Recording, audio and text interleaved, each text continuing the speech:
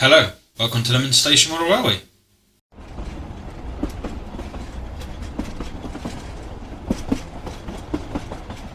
Hello, welcome back.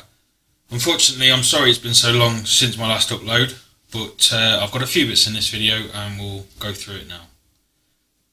I would like to say a massive thank you to everyone that has been subscribed recently, and also everyone that commented on my last live stream about the industrial area. I have got a few ideas, but I've also got some big news, so if you wait till the end of the video, you'll understand what's coming on. This video is in a few sections of different bits and pieces that I've been up to. First of all, we're going to start off with the wiring that I was doing on the fiddle yard board and the track power and the wiring for it. So I'll pass it back to me a few weeks ago where I was doing that. So here we are. This week I'm just going to finish off wiring my fiddle yard. You can probably see here I've got my extra piece of baseboard in underneath here. We'll go through that in a little while. But for now, all I'm going to do is extend all these cables so that they all reach up to here, because as you probably all know, I'm just going to do it for DC for now, and when I get all the equipment that I need for DCC, I'll then rewire all this board for that.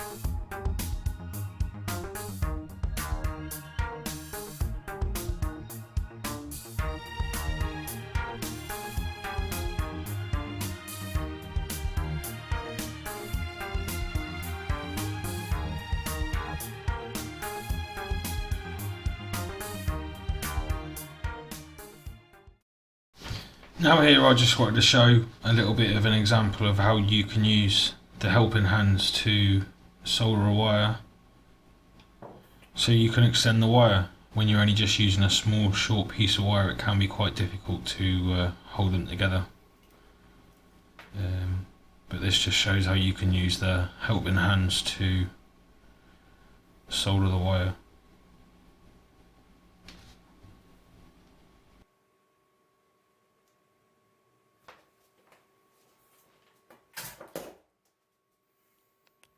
Well, I hope that shows you how I was wiring that section of the baseboards. As you can see, I wasn't putting any motors on that part just yet. I will be doing eventually, but not just quite yet. We'll now move on to the next part of the video, which shows you how I've wired the switchboard up. Just a note, if you would like to see in real time how I put together the soldering and did all the work on the actual panel itself, I did this in a couple of live streams with Humanity Junction in a stream that he holds on a Monday evening called Modern Monday. I will leave links in the description below for those two live streams if you do wish to go and watch how I did it. So as you can see here, I have now put all the wires in. That's that pink, white and brown twisted wires. They go all the way up to these 25 pin connectors. I've got them all soldered in for all the different decoders. As you can see from here, I've also gone through and numbered all the bottoms of all the decoders. This is the switch panel, and as you can see, I've got all the switches installed here. The push button ones and the switch ones. There are a couple that do need replacing because they were dodgy switches. I've just put them in there just so that for aesthetics for now. As you can see here, this is all the wiring that I was doing on the inside, and this is it in final situ as it is at the minute. As you can see here, just in the top left hand corner, I haven't quite wired up the crossover on the new board yet, but here it is in situ on the side of the layout. So I'll pass you back to me at the computer. Well, I hope that showed you how I did my switch panel. It really was time consuming. It did take me a long time. It took me ages to work out the 3-way point switch over. Even now, I do sort of understand how it works. It doesn't work how I wanted it to, but it does work. I've worked out that I can't really have it the way I wanted without probably doing a circuit board, which I probably will do in a later date, but I just haven't got the parts that I'll be able to do that straight away with, so at least I can use it at the minute. So now we'll move on to the next arrival at Lemington Station. And here she is. This is a Class 55 Deltic running number 55019, the Royal Highland Fusilier. As you can see, she is in very good condition. And this is the locomotive that I was talking about in my live stream that I will be changing the name and running numbers in commemoration of my grandmother. So I'll pass you back to me at the computer.